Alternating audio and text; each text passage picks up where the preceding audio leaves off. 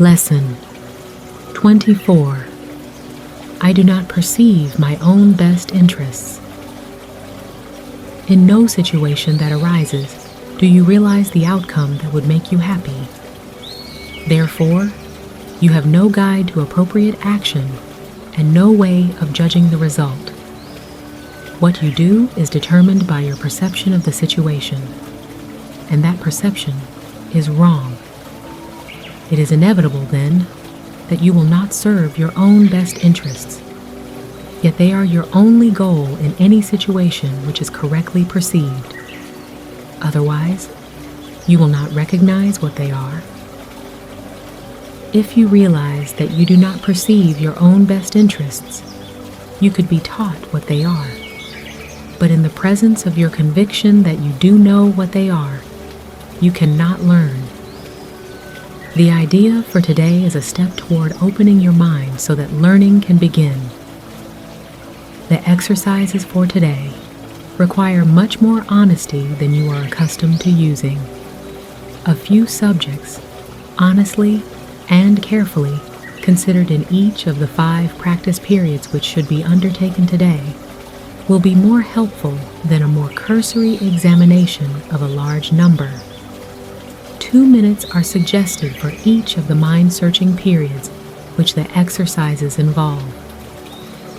The practice periods should begin with repeating today's idea, followed by searching the mind with closed eyes for unresolved situations about which you are currently concerned. The emphasis should be on uncovering the outcome you want.